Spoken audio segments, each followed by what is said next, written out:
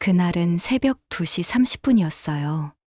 깊은 잠에 빠져있던 제가 문득 깨어난 건 이상한 냄새 때문이었습니다. 그때 창문 밖에서 인기척이 느껴졌어요. 저는 조심스럽게 일어나 창문으로 갔습니다.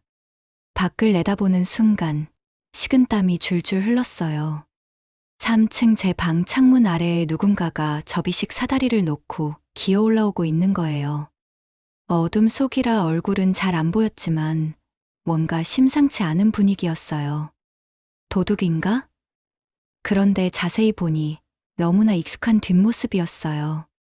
하나는 긴 머리를 묶은 여자, 다른 하나는 키 큰 남자. 수진이와 민호였습니다. 제 며느리와 아들이 새벽에 남의 집 창문으로 기어 들어오려 하고 있었던 거예요. 그 순간 세상이 멈춘 것 같았어요. 왜?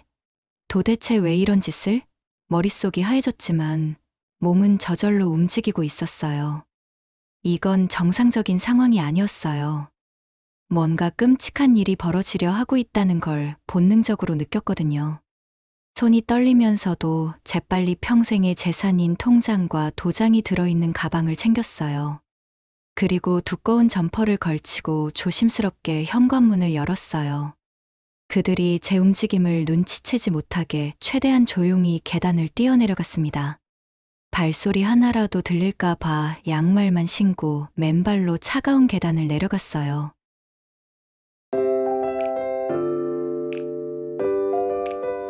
심장이 쿵쾅쿵쾅 뛰는 소리가 온 건물에 울려 퍼질 것만 같았어요. 1층에 내려왔을 때 평소 새벽마다 산책을 나가시는 김 아저씨가 담배를 피우고 계시더라고요.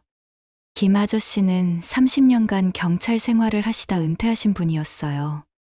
새벽 운동을 나가시는 길에 잠깐 담배를 피우시는 게 일상이었죠. 정심 씨, 이 일은 새벽에 웬일이세요? 김 아저씨가 놀란 표정으로 물으셨어요. 평소 인사를 나누던 사이였지만 이런 시간에 만나기는 처음이었거든요. 아저씨, 제가 다급하게 손을 잡았어요. 목소리를 최대한 낮추면서 말했어요. 지금 제 집에 누군가 침입하려고 해요. 창문으로 기어 들어오고 있어요.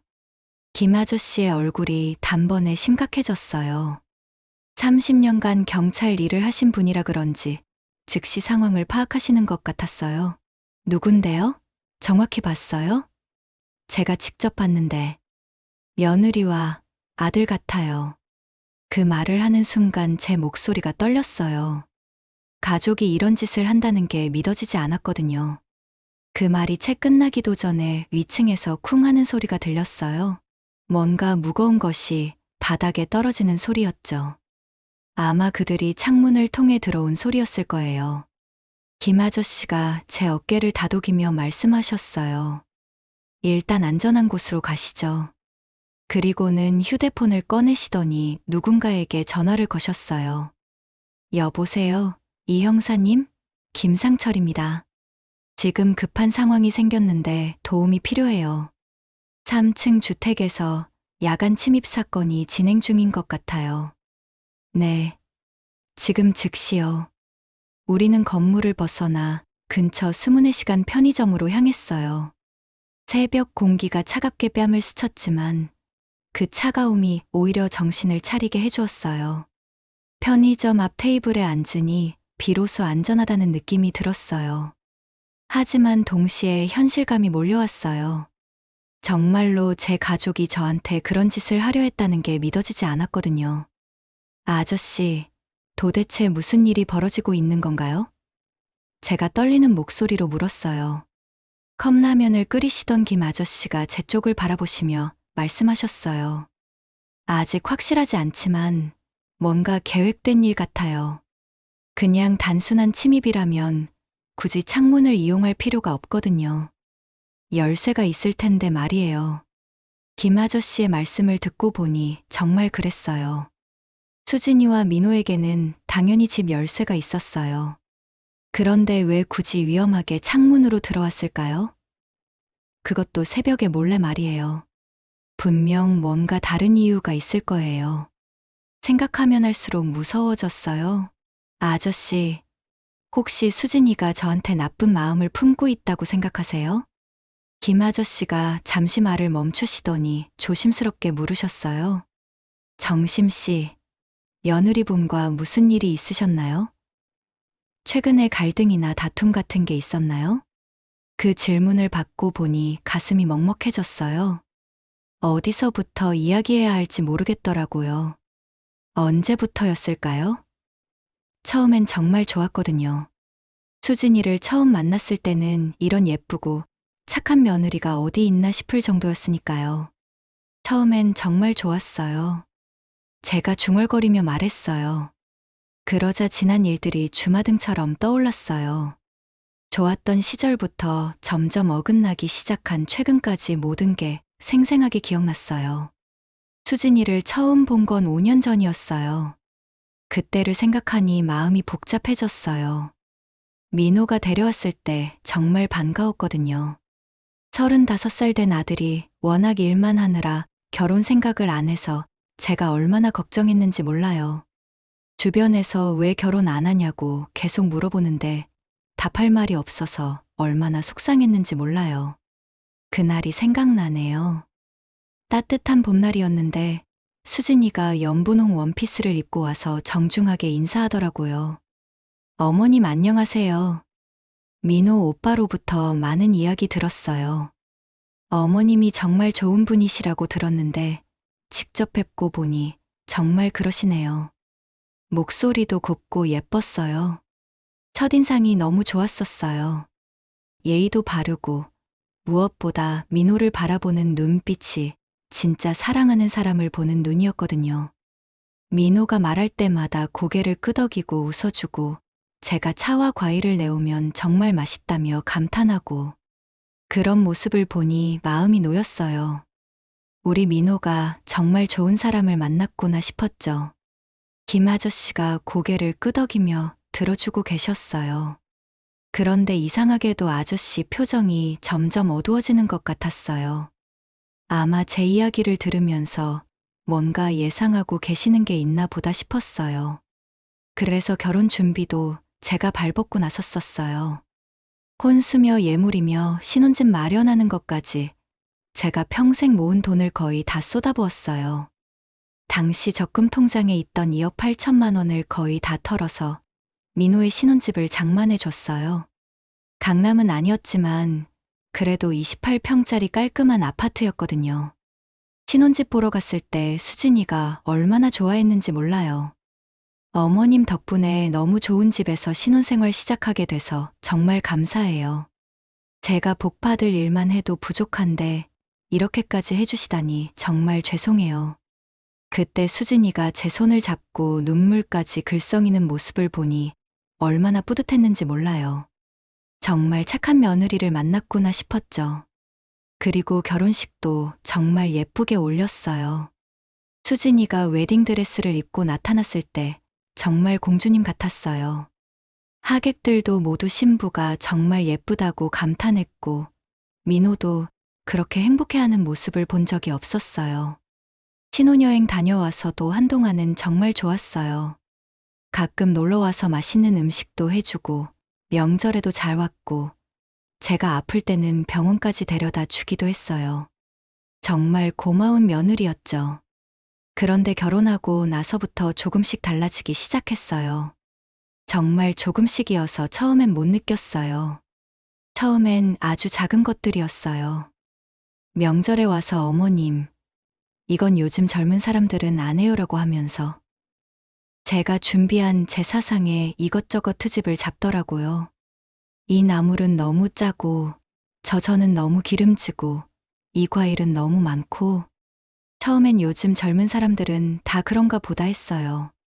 시대가 바뀌었으니까 당연히 생각도 다를 수 있다고 생각했거든요.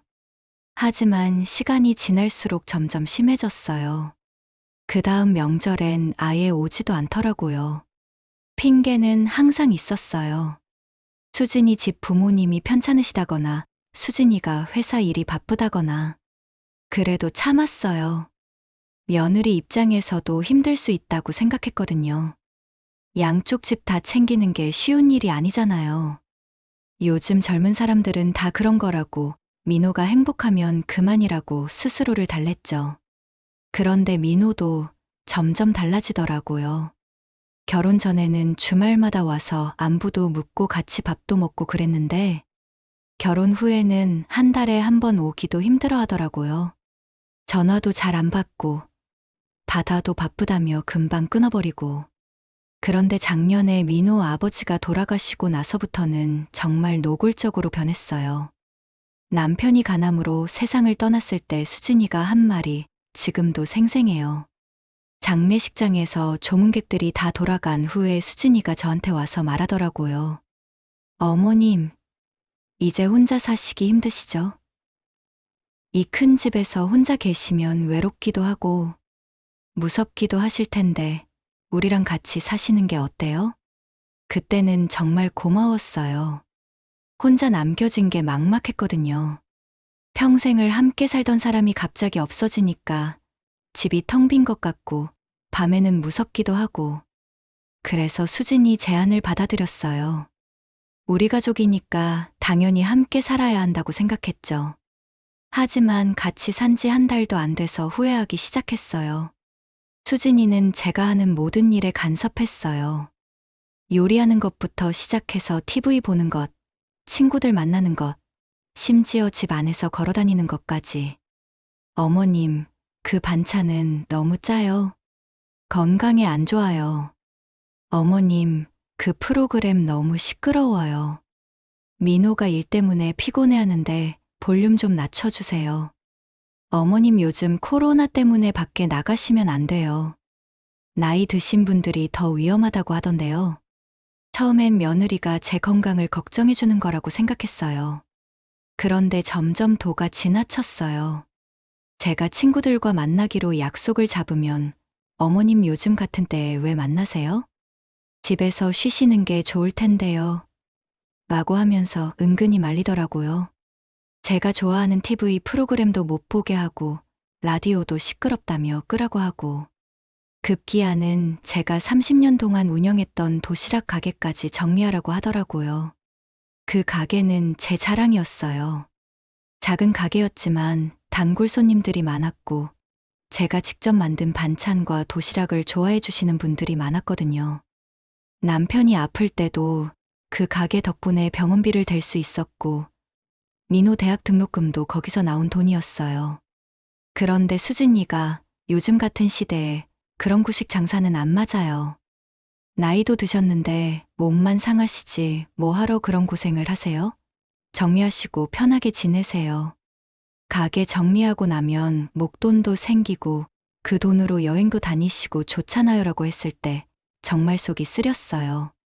제 일생의 보람이었던 가게를 그냥 돈벌이 수단으로만 보는 것 같아서 기분이 상했거든요. 하지만 가장 가슴 아팠던 건 제 목소리가 떨렸어요. 지금 생각해도 눈물이 나는 일이었거든요. 민호가 완전히 수진이 편이 되었다는 거였어요. 제가 수진이와 의견이 다를 때마다 민호는 항상 수진이 말만 들었어요. 처음엔 그래도 중간에서 조율하려고 노력하는 것 같았는데 시간이 지날수록 노골적으로 수진이 편만 들더라고요. 엄마, 수진이 말이 맞아. 요즘 세상이 어떤 세상인데 그런 고집을 부려? 수진이가 엄마 걱정해서 하는 말인데 왜 그렇게 받아들여? 심지어 엄마가 너무 구시대적이야. 좀 변해야 되는 거 아니야? 수진이도 힘들어하는데 조금은 맞춰주면 안 돼 라고까지 하더라고요. 제가 10달 동안 뱃속에 품고 28년 동안 정성스럽게 키운 아들이 고작 2년 사귄 여자 편만 들다니. 그때 정말 허탈했어요. 내가 뭘 잘못했나 싶기도 하고 정말로 내가 너무 구식인가 싶기도 하고 그래서 노력했어요. 수진이 말에 맞춰보려고도 하고 덜 간섭하려고도 하고 하지만 아무리 노력해도 소용이 없더라고요. 수진이의 요구는 점점 더 심해졌어요. 그러다가 결정타가 된 건 지난 겨울이었어요. 그날도 지금처럼 추운 겨울이었어요. 제가 독감에 걸려서 열이 펄펄 끓고 있었는데 수진이가 어머님 병원에서 코로나 검사 받으세요. 우리까지 감염되면 안 되거든요. 요즘 나이 드신 분들이 감염되면 무증상인 경우가 많다고 하던데, 우리는 회사도 다녀야 하고 다른 사람들도 만나야 하는데, 혹시라도 감염되면 어떡해요라고 하더라고요. 그것도 모자라서 검사 결과 나올 때까지 방에서 나오지 마세요. 혹시 모르니까 식사도 방에서 드시고 화장실도 쓰시고 나면 꼼꼼히 소독해 주세요라고 했어요. 이틀 동안 방에 갇혀 있는데 아무도 안부조차 묻지 않더라고요. 문 앞에 물 한 잔, 컵라면 하나씩 놓고 가는 게 전부였어요. 제가 기침을 하면 거실에서 수진이가 어머님, 마스크 끼세요 하고 소리를 지르더라고요. 화장실 가는 것도 눈치를 봐야 했어요. 갔다 오면 수진이가 소독약을 뿌려대고 제가 만진 문손잡이며 전등 스위치며 다 닦아내더라고요. 그 모습을 보니 정말 서러웠어요. 이게 가족인가 싶었죠. 코로나 검사 결과가 음성으로 나왔는데도 수진이는 계속 의심스럽다는 표정이었어요. 한 번 더 검사 받아보시는 게 좋겠어요. 한 번으로는 확실하지 않다고 하던데요. 아직도 기침하시는 걸 보니까 뭔가 이상한 것 같아요. 그래도 며칠 더 조심하시는 게 좋을 것 같아요. 그런 식으로 일주일을 더 방에서 나오지 못하게 했어요. 그리고 그날 밤 민호랑 수진이가 나누는 대화를 우연히 들었어요. 그날 밤 화장실에 가려고 방문을 살짝 열었는데 거실에서 민호와 수진이가 이야기하고 있었어요. 목소리가 작아서 처음엔 뭔지 몰랐는데 가만히 들어보니 저에 대한 이야기더라고요. 여보, 어머님이 계속 이러시면 우리 생활이 너무 힘들어. 매일 눈치 보면서 살아야 하고 우리끼리 이야기할 시간도 없고. 그러게 맨날 간섭하고 우리 사생활도 없고. 집에 들어오면 어머님 얼굴부터 봐야 하니까 정말 스트레스야. 차라리 어머님 혼자 사시는 게 낫지 않을까? 그러면 우리도 편하고 어머님도 편하실 수 있을 텐데. 그게 좋겠어. 요양원도 있고 하니까. 요즘 요양원들 시설도 좋고 프로그램도 다양하다던데. 어머님 같은 분들이 가시면 또래분들과 어울리실 수도 있고 더 좋으실 수도 있어. 우리가 계속 모시고 사는 것보다 오히려 전문적인 케어를 받으시는 게 나을 수도 있어. 요양원이라고요? 제가 아직 정신도 멀쩡하고 몸도 건강한데 요양원에 보내겠다고요? 제가 그들한테 그렇게 짐이 되었나요? 그 순간 정말 눈앞이 캄캄해졌어요. 숨이 막히는 것 같았어요. 조용히 방으로 돌아와서 이불을 뒤집어 쓰고 울었어요. 목소리 나지 않게 조용히 이불에 눈물을 흘리면서 말이에요. 다음 날 아침 민호가 저한테 와서 말하더라고요. 엄마, 우리 잠깐 떨어져서 살아보는 게 어때? 아주 정중한 말투였지만 결국 쫓아내겠다는 뜻이었어요. 왜? 내가 뭘 잘못했는데? 라고 물었더니 민호가 한숨을 쉬면서 엄마도 알잖아. 세대 차이 때문에 자꾸 부딪히게 되고 그러다 보니까 수진이도 스트레스 받고 나도 힘들고 조금 떨어져서 지내다 보면 서로 그리워하게 될 수도 있고 그게 더 좋은 관계를 만들 수 있을 것 같아라고 하더라고요. 결국 저는 집에서 나왔어요.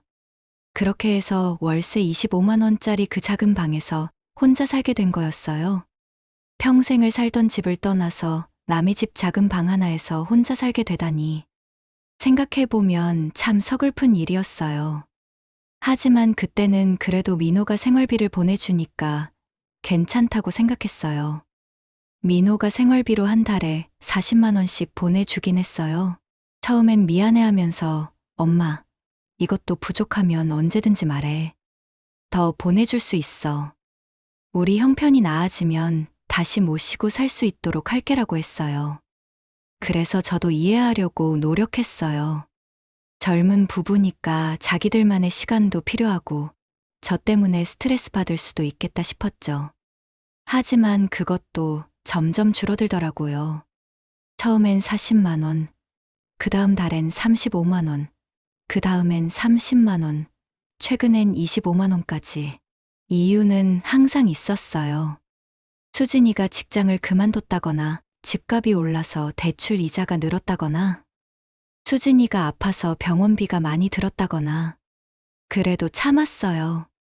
젊은 사람들 살기 힘든 세상이니까 이해할 수 있다고 생각했거든요. 그런데 한 달 전부터 수진이가 자꾸 이상한 말을 하기 시작했어요. 어머님, 요양원 한번 구경해 보시는 게 어때요? 요즘 시설이 정말 좋아졌거든요. 제가 인터넷으로 찾아봤는데 어머님 같은 분들이 가시면 정말 좋을 것 같아요. 또래 분들도 많으시고 프로그램도 다양하고 무엇보다 전문적인 케어를 받으실 수 있어요. 어머님 연세도 있으시고 혼자 사시기 위험하잖아요. 만약에 집에서 넘어지시거나 갑자기 몸이 안 좋아지시면 어떻게 하세요? 아무도 모르는 상황에서 위험한 일이 생길 수도 있어요. 그런데 요양원에 가시면 24시간 케어를 받으실 수 있고 응급 상황에도 바로 대처할 수 있어요. 그리고 무엇보다 집도 파시고 요양원으로 가시면 목돈도 생기고 여생을 경제적 걱정 없이 편안하게 사실 수 있어요. 지금 어머님 집 시세가 얼마인지 아세요? 요즘 부동산이 많이 올라서 어머님 집도 5억은 될 거예요. 그 돈이면 좋은 요양원에서 평생 지내실 수 있어요. 집을 팔라고요? 제가 평생 모아서 산 그 집을 팔고 요양원에 들어가라고요? 그 집은 저와 남편이 젊을 때부터 한 푼 두 푼 모아서 산 집이에요.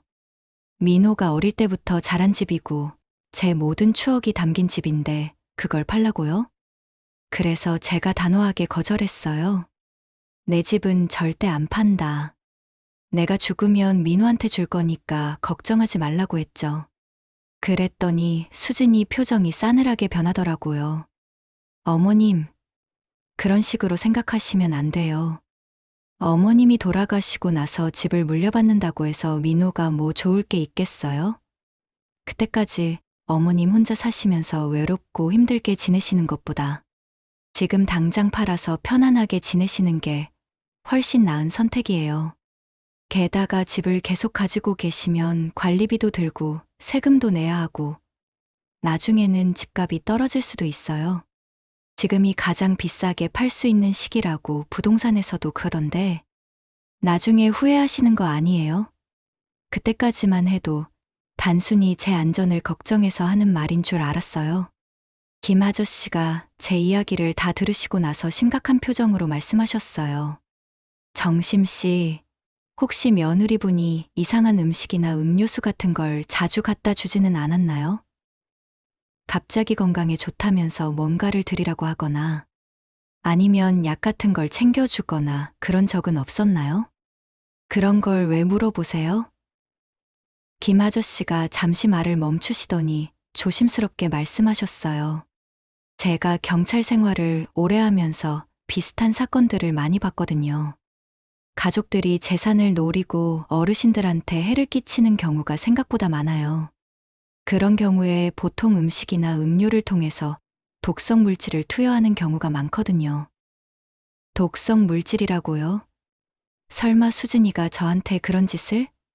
아직 확실한 건 아니지만 오늘 밤 미를 보면 뭔가 계획된 범죄일 가능성이 높아요.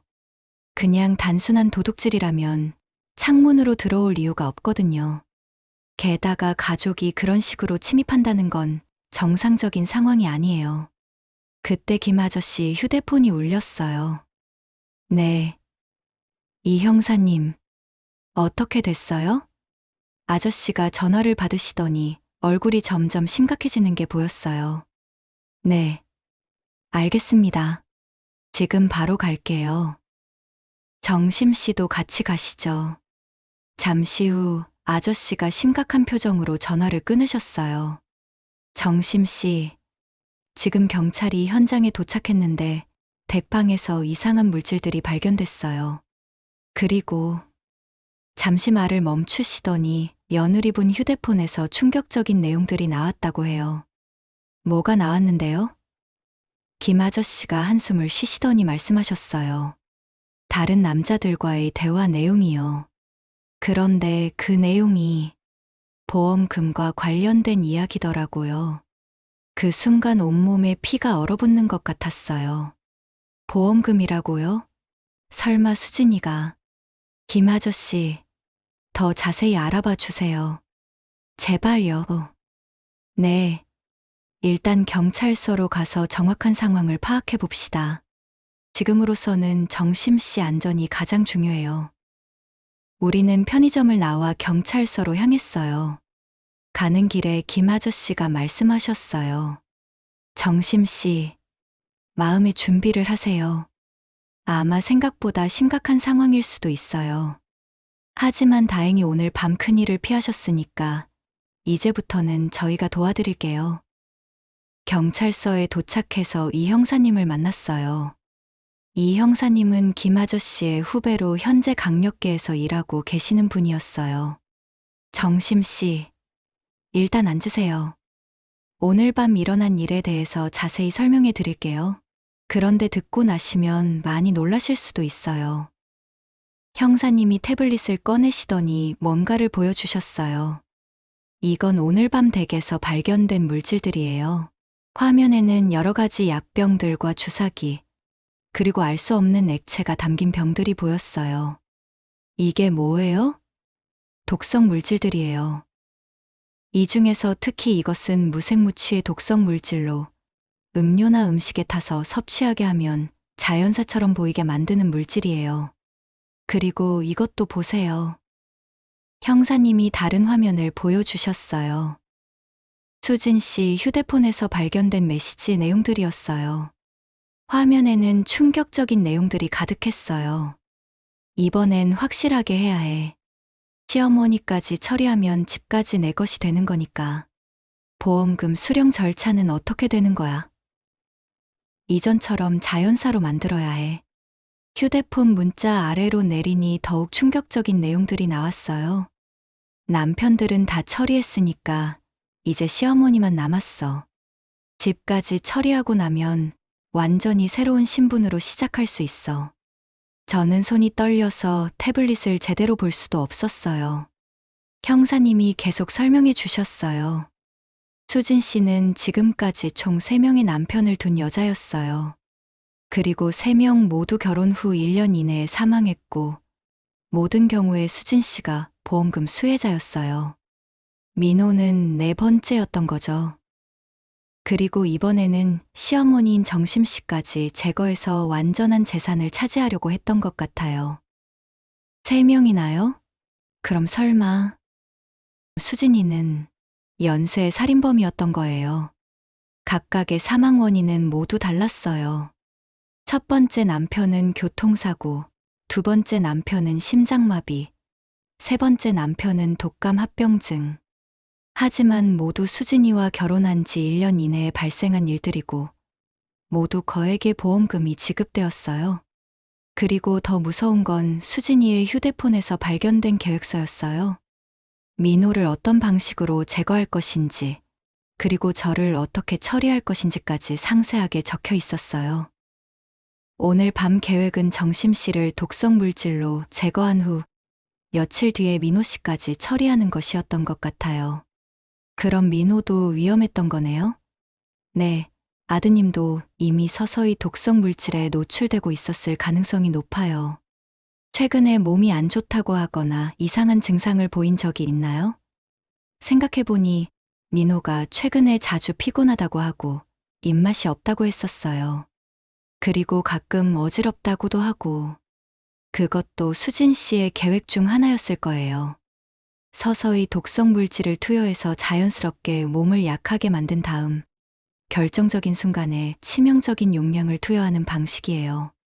그렇게 하면 부검을 해도 단순한 질병으로 판단될 가능성이 높거든요. 저는 정말 충격이었어요. 수진이가 단순히 저를 싫어하는 며느리가 아니라 연쇄 살인범이었다니. 그리고 제 아들까지 죽이려고 했다니. 하지만 한편으로는 다행이라는 생각도 들었어요. 오늘 밤 그 이상한 냄새를 맡지 못했다면, 김 아저씨를 만나지 못했다면 정말 끔찍한 일이 벌어졌을 테니까요. 그런데 형사님, 이제 어떻게 되는 건가요? 수진 씨와 민호 씨를 체포해야 하는데 아직 확실한 증거가 부족해요. 휴대폰 메시지나 독성 물질만으로는 기소하기 어려울 수 있어요. 실제로 범행을 저지르는 현장을 잡아야 확실한 증거가 될 수 있어요. 그럼 어떻게 해야 하죠? 정심 씨가 미끼가 되어서 수진 씨를 유인해야 해요. 물론 안전하게 말이에요. 저희가 완벽하게 보호할 테니까 걱정하지 마세요. 하지만 위험하지 않을까요? 저희가 모든 걸 준비해서 정심 씨가 다치는 일은 절대 없을 거예요. 며칠 후 우리는 계획을 세웠어요. 제가 수진이한테 연락해서 몸이 안 좋다고 하면서 도움을 요청하는 거였어요. 그러면 수진이가 분명히 뭔가를 가지고 올 텐데, 그때 현행범으로 잡는 거였죠. 김 아저씨와 경찰들이 숨어서 모든 걸 지켜보고 있을 거고, 제 몸에는 녹음기도 달아서 대화 내용도 모두 녹음하기로 했어요. 일주일 후 계획을 실행에 옮겼어요. 제가 수진이한테 전화를 걸었어요. 수진아, 나야. 어머님 어떻게 지내세요? 목소리가 여전히 다정했어요. 정말 완벽한 연기였죠. 몸이 많이 안 좋아. 어디가 아프세요? 요즘 잠도 잘 안 오고 밥맛도 없고 어지럽기도 하고 그래. 어머님, 그럼 병원에 가보시는 게 좋겠어요. 아니면 제가 어머님 댁으로 갈까요? 몸에 좋은 것도 좀 가져가고요. 고마워. 수진이 목소리에서 묘한 기대감 같은 게 느껴졌어요. 아마 기회가 왔다고 생각했나 봐요. 그날 오후 수진이가 큰 봉투를 들고 왔어요. 어머님 많이 아프셨나 봐요. 얼굴이 많이 안 좋아 보여요. 그리고는 봉투에서 여러 가지를 꺼냈어요. 비타민 드링크, 건강보조제, 그리고 알 수 없는 액체가 담긴 작은 병까지. 어머님 이거 드세요.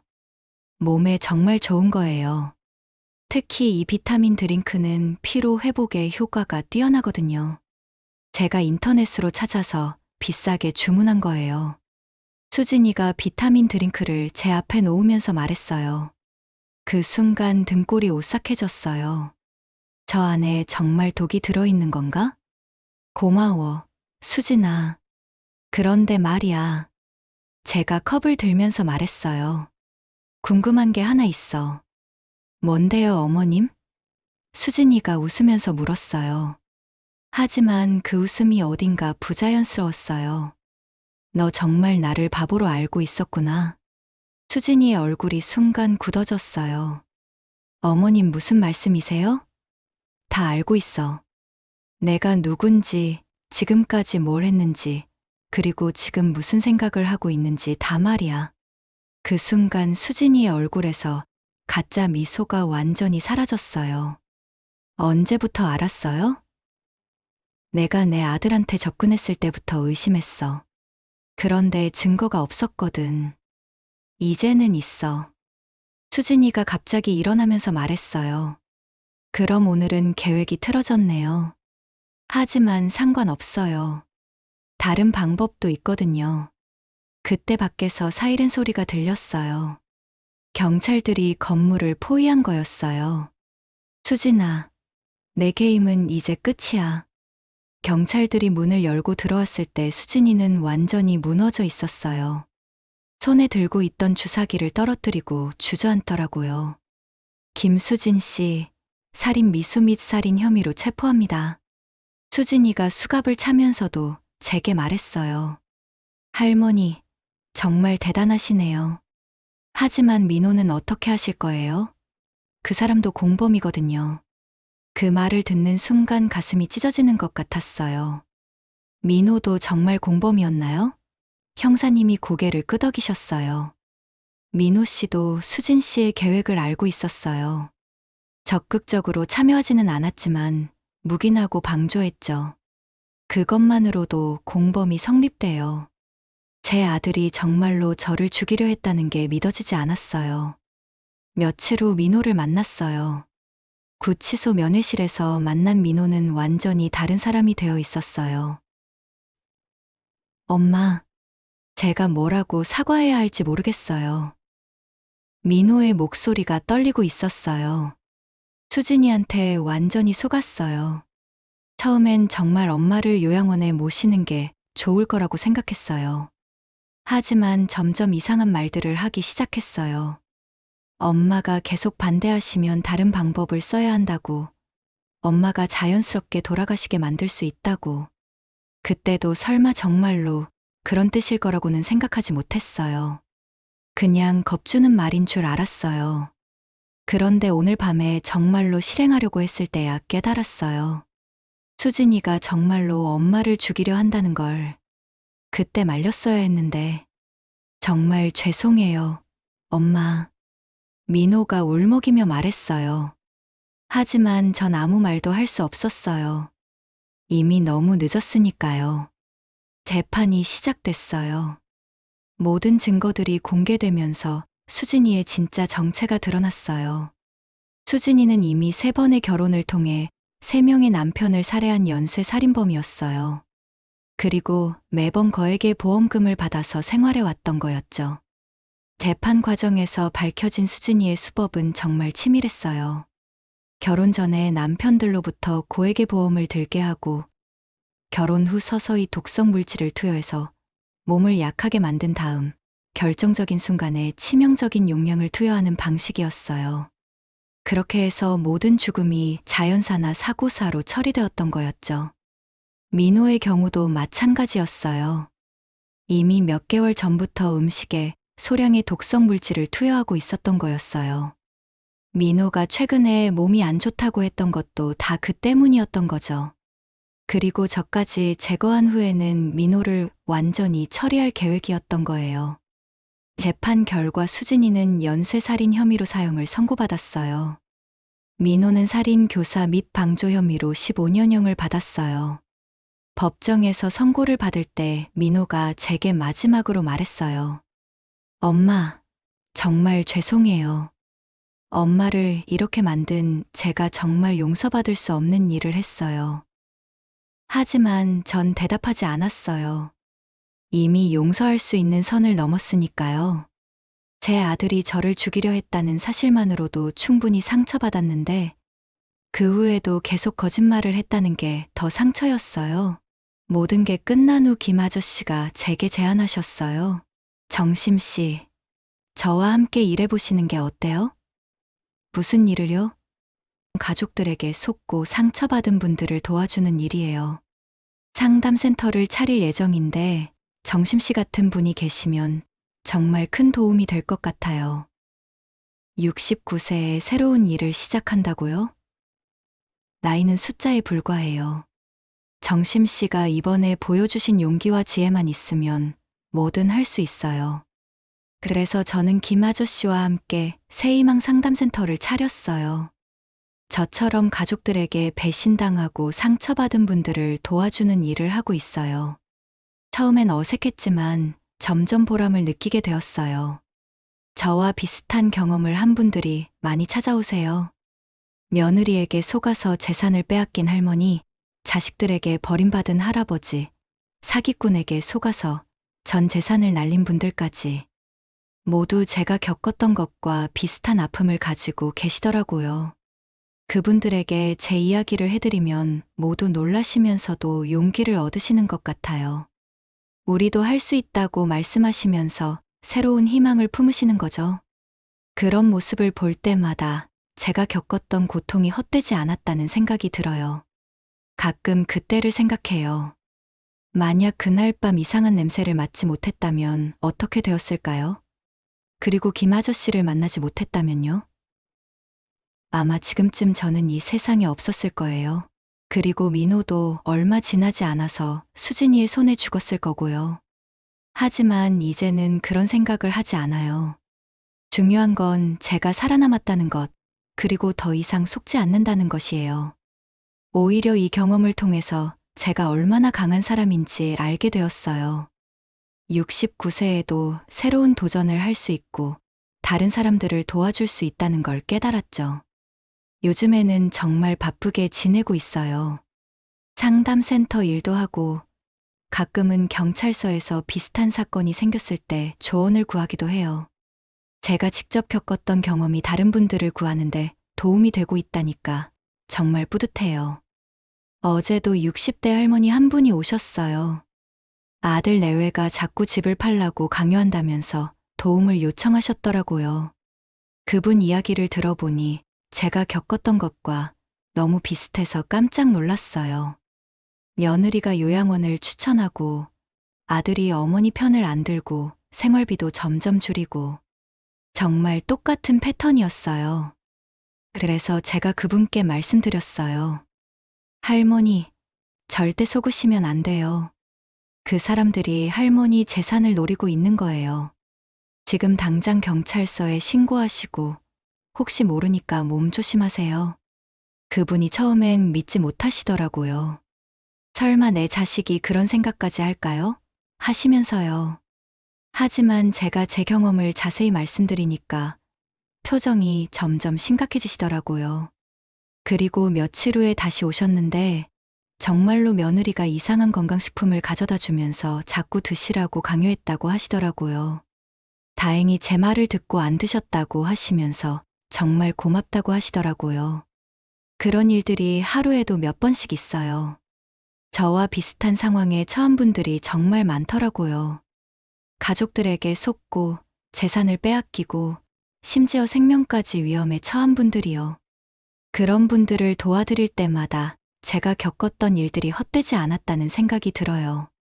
김 아저씨도 정말 열심히 도와주고 계세요. 경찰 출신이시라서 법적인 조치나 증거 수집 같은 것들을 정말 잘 해주시거든요. 그리고 무엇보다 저를 믿어주시고 지지해주셔서 정말 든든해요. 가끔 제가 너무 감정적으로 변할 때는 차분하게 달래주시기도 하고요. 지난달에는 정말 기가 막힌 일이 있었어요. 70대 할아버지 한 분이 오셨는데 재혼한 아내가 할아버지를 요양원에 보내려고 한다면서 도움을 요청하셨어요. 그런데 이야기를 들어보니 그 아내가 이미 2번의 결혼해서 남편들을 요양원에 보낸 후 재산을 차지한 경력이 있더라고요.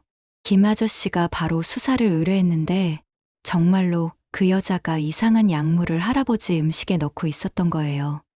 다행히 일찍 발견해서 할아버지는 무사했지만 생각만 해도 끔찍해요. 만약 조금만 늦었다면 그 할아버지도 제가 당할 뻔했던 일을 당했을 거예요. 그런 일들을 겪으면서 깨달은 게 있어요.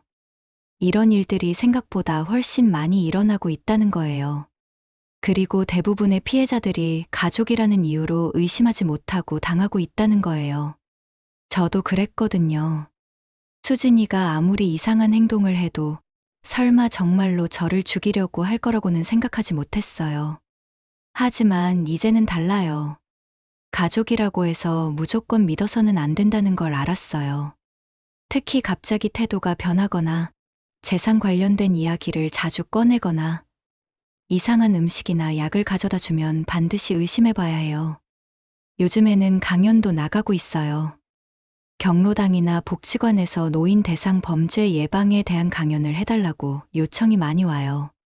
처음엔 부끄러워서 거절했는데 김 아저씨가 정심 씨의 경험이 다른 분들에게 정말 큰 도움이 될 거라고 설득하시더라고요.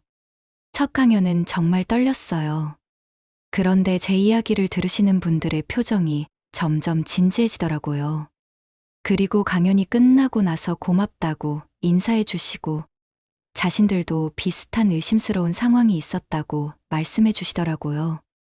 한 분은 손자가 갑자기 할머니 명의로 대출을 받자고 해서 이상했는데 제 강연을 듣고 나서 거절했다고 하시더라고요. 나중에 알아보니까 그 손자가 도박빚이 있어서 할머니 집을 담보로 대출을 받으려고 했던 거였어요. 정말 다행이었죠. 이런 일들을 겪으면서 제가 하는 일이 정말 의미 있는 일이라는 걸 느껴요. 제가 겪었던 고통스러운 경험이 다른 분들을 구하는데 도움이 되고 있으니까요. 그리고 무엇보다 저 자신이 새로운 삶을 살고 있다는 게 가장 기뻐요. 가끔 수진이와 민호가 생각날 때가 있어요. 수진이는 사형을 선고받았지만 아직 집행되지 않았고 민호는 15년형을 받아서 교도소에 있어요. 처음엔 원망스럽고 화가 났는데 이제는 그냥 불쌍하다는 생각이 들어요. 수진이는 돈 때문에 그렇게 많은 사람들을 죽이고 자신의 인생도 망쳤고, 민호는 잘못된 사람을 만나서 어머니까지 배신하게 되었으니까요. 하지만 용서할 생각은 없어요. 용서와 이해는 다른 거니까요. 그들이 왜 그런 선택을 했는지는 이해할 수 있지만, 그렇다고 해서 용서할 수는 없어요. 저를 죽이려고 했다는 사실만으로도 절대 용서할 수 없는 일이니까요. 대신 그들 때문에 제가 더 강해졌다고 생각해요. 예전에는 너무 순진했어요. 가족이라면 무조건 믿고 다른 사람들도 다 좋은 사람일 거라고 생각했거든요. 하지만 이제는 달라요. 적당한 의심을 가지고 살고 이상한 일이 있으면 바로 확인해보고 혼자 판단하기 어려우면 김 아저씨나 다른 전문가들에게 도움을 요청해요. 그리고 무엇보다 제 자신을 소중히 여기게 되었어요. 예전에는 가족들을 위해서라면 뭐든지 희생할 준비가 되어 있었거든요. 하지만 이제는 제 자신이 가장 소중하다는 걸 알아요. 제가 건강하고 행복해야 다른 사람들도 도울 수 있으니까요. 요즘에는 새로운 취미도 생겼어요. 요가를 배우기 시작했는데 정말 재미있어요. 처음에는 몸이 너무 뻣뻣해서 힘들었는데 몇 달 하다 보니까 많이 부드러워졌어요. 그리고 요가를 하면서 만난 친구들도 생겼어요. 다들 제 또래 분들인데 정말 활기차고 긍정적이세요. 그분들과 함께 여행도 다녀왔어요. 제주도 3박 4일 여행이었는데 정말 오랜만에 마음 편히 즐거운 시간을 보냈어요. 바다를 보면서 그동안 얼마나 힘들었는지 새삼 깨달았지만 동시에 이제는 정말 자유롭다는 생각도 들었어요. 김 아저씨도 정말 좋은 분이세요. 처음에는 그냥 이웃으로 알고 지냈는데 이제는 정말 든든한 동반자가 되었어요. 가끔 함께 영화도 보고 맛있는 음식점도 가고 상담센터 일도 함께하고 나이 들어서 이런 좋은 친구를 만날 수 있다는 게 정말 감사해요. 어떤 분들은 혹시 김 아저씨와 연인 사이냐고 물어보기도 해요. 하지만 우리는 그냥 좋은 친구예요. 서로를 믿고 의지할 수 있는 소중한 친구 말이에요. 나이가 들어서도 새로운 사람과 좋은 관계를 만들 수 있다는 게 정말 신기해요. 상담센터 일을 하면서 정말 다양한 분들을 만나요. 어떤 분은 자식들에게 완전히 버림받아서 혼자 살고 계시고, 어떤 분은 사기꾼에게 속아서 평생 모은 돈을 다 잃으셨고, 어떤 분은 재혼한 배우자에게 속아서 집까지 빼앗길 뻔하셨고, 정말 각자 다른 사연을 가지고 계시지만, 공통점은 모두 가족이나 가까운 사람에게 배신당했다는 거예요. 그런 분들을 보면서 느끼는 건 나이가 들수록 더 조심해야 한다는 거예요. 판단력이 흐려지기도 하고, 외로움 때문에 쉽게 다른 사람을 믿게 되기도 하고, 그래서 저는 항상 그런 분들께 말씀드려요. 혼자 판단하지 말고 반드시 믿을 만한 사람과 상의하라고요. 요즘에는 인터넷이나 유튜브에서도 활동하고 있어요. 김 아저씨가 요즘 젊은 사람들은 다 인터넷으로 정보를 얻는다면서 저도 유튜브 채널을 만들어 보라고 하시더라고요. 처음에는 어려워서 못하겠다고 했는데 젊은 자원봉사자분이 도와주셔서 시작하게 되었어요. 채널 이름은 정심할머니의 안전한 노후예요. 제가 겪었던 경험담도 올리고 노인 대상 범죄 예방법도 알려드리고 가끔은 일상 이야기도 올려요. 구독자가 벌써 3만 명이 넘었어요. 정말 신기해요. 제 이야기에 관심을 가져주시는 분들이 이렇게 많다니. 댓글도 정말 많이 달아주세요. 대부분 응원의 메시지거나 비슷한 경험담을 공유해 주시는 분들이에요. 어떤 분은 제 영상을 보고 자신도 의심스러운 상황이 있었는데 미리 대처할 수 있었다고 고맙다는 댓글을 달아주시기도 해요. 그런 댓글을 볼 때마다 정말 뿌듯해요. 가끔은 악플도 달려요. 가족을 감옥에 보낸 인정 없는 할머니라고 하거나 돈 때문에 가족을 배신했다고 하거나 처음에는 그런 댓글 때문에 마음이 아팠는데 이제는 그런 것들에 신경 쓰지 않아요. 진실을 아는 사람들이 더 많으니까요. 오히려 그런 악플 때문에 더 열심히 하게 되는 것 같아요. 아직도 이런 일들을 믿지 못하는 사람들이 많다는 건 그만큼 제가 더 많이 알려야 한다는 뜻이니까요. 그래서 더 자주 영상을 올리고 더 많은 강연을 다니고 있어요. 최근에는 다른 지역에서도 강연 요청이 많이 와요. 부산, 대구, 광주까지 다녀왔어요. 어디를 가든 비슷한 이야기를 하시는 분들이 계세요. 지역이 달라도 이런 문제는 어디나 있는 것 같아요. 그래서 더욱더 이런 일들을 많이 알려야겠다는 생각이 들어요. 작년에는 책까지 출간했어요.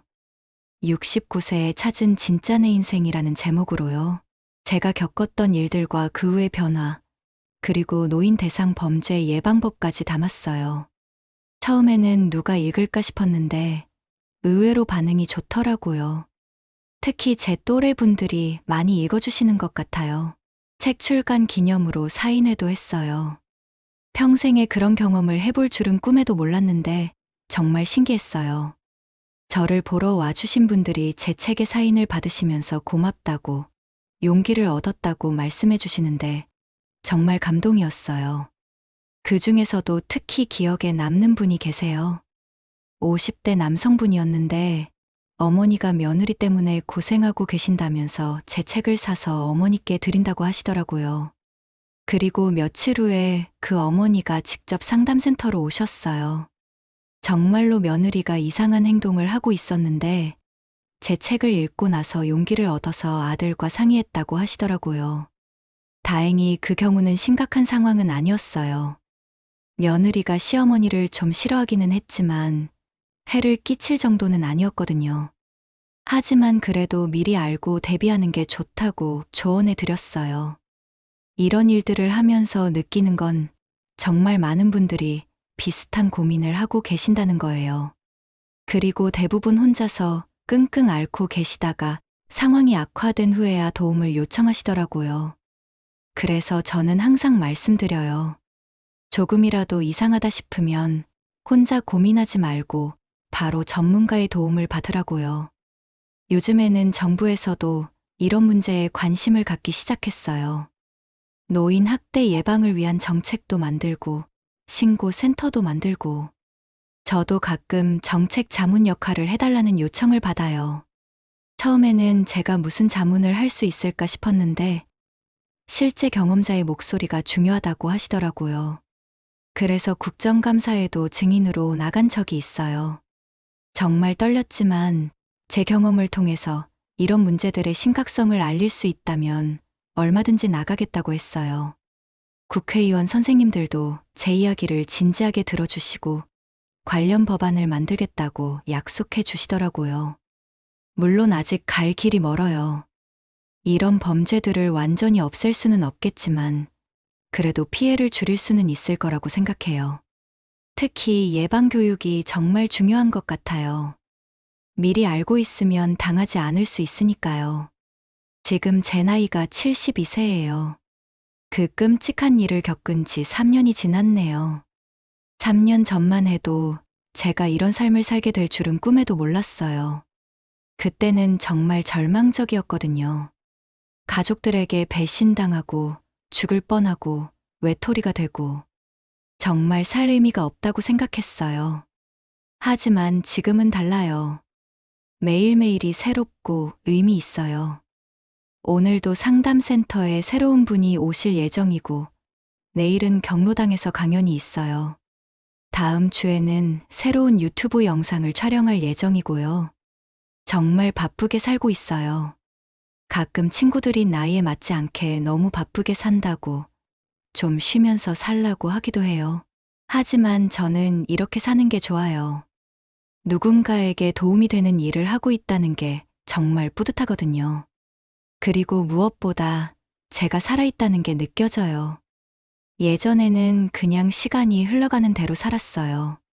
별다른 목표도 없고 그냥 하루하루 무사히 지나가면 된다고 생각했거든요.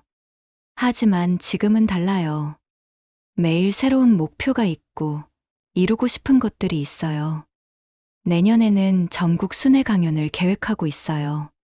아직 제 이야기를 못 들어보신 분들에게 꼭 들려드리고 싶어요.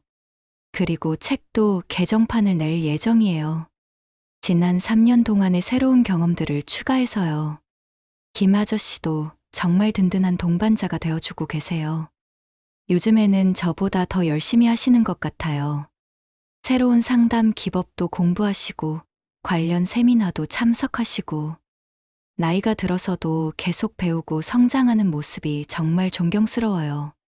어떤 분들은 저와 김 아저씨가 결혼하면 좋겠다고 말씀하시기도 해요. 하지만 우리는 지금 관계가 가장 좋은 것 같아요. 서로를 믿고 의지하면서도 각자의 독립성을 유지하고 있거든요. 나이 들어서는 이런 관계가 더 편안한 것 같아요. 가끔 수진이와 민호가 생각나기도 해요. 특히 명절 때나 민호 생일 때 같은 날에는 더 그런 것 같아요. 그래도 이제는 원망보다는 안타까운 마음이 더 커요. 대신 그들로부터 받은 상처를 다른 사람들을 돕는 에너지로 바꾸고 있어요. 제가 겪었던 아픔이 다른 분들에게는 도움이 되고 있으니까요. 그런 면에서는 오히려 고맙다는 생각도 들어요. 물론 그 고마움이 용서를 의미하는 건 아니지만요. 창밖을 보니 또 봄이 오고 있어요. 벌써 제가 새로운 삶을 시작한 지 4번째 봄이네요. 매년 봄이 올 때마다 새로운 다짐을 하게 되는 것 같아요. 올해는 더 많은 분들에게 도움을 드리고, 더 많은 강연을 다니고, 더 활발한 활동을 해야겠다고요. 그리고 무엇보다 제 자신을 더 사랑하고 소중히 여겨야겠어요. 그동안 너무 다른 사람들만 생각하고 살았는데, 이제는 제 자신도 충분히 사랑받을 자격이 있다는 걸 알았거든요. 69세에 깨달은 진리지만 늦었다고 생각하지 않아요. 오늘도 새로운 하루가 시작되었어요. 상담센터에 새로운 분이 오실 예정이고, 오후에는 유튜브 촬영이 있어요. 정말 바쁘지만 행복한 하루가 될 것 같아요. 혹시 제 이야기를 듣고 계신 분 중에서 비슷한 상황에 처해 계신 분이 있다면 절대 포기하지 마세요. 나이가 많다고, 혼자라고, 약하다고 포기하지 마세요. 저도 할 수 있었다면 여러분도 충분히 할 수 있어요. 그리고 조금이라도 이상한 일이 있으면 혼자 고민하지 말고 반드시 도움을 요청하세요. 경찰서든 상담센터든 믿을 만한 이웃이든 상관없어요. 중요한 건 혼자 끙끙 앓지 말라는 거예요. 수진아, 민호야. 저는 멀리 교도소 방향을 바라보며 중얼거렸어요. 너희들 덕분에 내가 얼마나 강한 사람인지 알게 됐어. 그리고 진짜 소중한 게 뭔지도 깨달았어.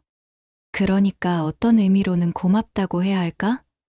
물론 용서는 절대 안 하지만 말이야. 그리고 웃었어요. 정말 오랜만에 진심으로 웃는 거였어요. 이제 저는 더 이상 약한 할머니가 아니에요. 다른 사람들을 보호하고 도와주는 강한 할머니가 되었어요. 그리고 이 이야기도 여기서 끝이에요. 하지만 저희 새로운 모험은 이제 막 시작되었답니다. 72세의 새로운 인생, 정말 기대돼요. 마지막으로 꼭 말씀드리고 싶은 게 있어요. 혹시 지금 이 이야기를 듣고 계신 분 중에서 가족들로부터 이상한 제안을 받고 계신 분이 있다면 한 번 더 생각해 보세요. 갑자기 집을 팔라고 하거나 요양원을 가라고 하거나 이상한 음식이나 약을 자꾸 가져다 주거나 그런 일들이 단순한 관심이 아닐 수도 있어요. 저도 처음에는 수진이가 정말 제 건강을 걱정해서 하는 일이라고 생각했어요. 하지만 뒤에 숨겨진 진짜 의도가 있었죠. 그러니까 조금이라도 의심스럽다면 혼자 판단하지 마시고 반드시 전문가의 도움을 받으세요. 그리고 나이가 들었다고 해서 자신을 포기하지 마세요. 저는 69세에 완전히 새로운 인생을 시작했어요. 상담센터도 운영하고 유튜브도 하고 강연도 다니고 책도 냈어요. 나이는 정말 숫자에 불과하다는 걸 깨달았어요. 중요한 건 마음가짐이에요. 힘든 일을 겪는 것도 다 의미가 있다고 생각해요. 저의 경우에도 그 끔찍했던 경험이 있었기 때문에 지금 다른 분들을 도울 수 있게 된 거니까요. 여러분도 지금 힘드시더라도 포기하지 마시고 끝까지 버텨보세요. 분명히 더 좋은 날이 올 거예요. 김 아저씨가 항상 저한테 하시는 말씀이 있어요. 정심 씨, 우리 나이에도 꿈을 가질 수 있어요. 그리고 그 꿈을 이룰 수도 있고요. 정말 맞는 말씀이에요. 저의 꿈은 더 많은 분들이 저와 같은 피해를 당하지 않도록 도와드리는 거예요. 그리고 그 꿈을 이루기 위해 오늘도 열심히 살고 있어요. 여러분도 각자의 꿈을 포기하지 마세요. 나이가 많아도 혼자여도 힘들어도 꿈은 꿀 수 있어요. 그리고 그 꿈을 향해 한 걸음씩 나아가다 보면 분명히 이룰 수 있을 거예요. 저의 이야기가 여러분에게 조금이라도 도움이 되었으면 좋겠어요. 그리고 혹시 저와 비슷한 상황에 계신 분이 있다면 언제든지 연락 주세요. 제가 운영하는 새희망 상담센터는 항상 열려 있어요. 함께 해결해 나갈 수 있을 거예요. 창밖으로 따뜻한 봄바람이 불어오고 있어요. 새로운 시작을 알리는 바람 같아요. 저도 이제 진짜 새로운 하루를 시작해 볼게요. 오늘도 누군가를 도울 수 있는 의미 있는 하루가 되기를 바라면서요. 긴 이야기 들어주셔서 정말 고맙습니다. 여러분 모두 건강하시고 행복하세요. 그리고 절대 포기하지 마세요. 저처럼 69세에도 새로운 인생을 시작할 수 있다면 여러분도 분명히 할 수 있을 거예요.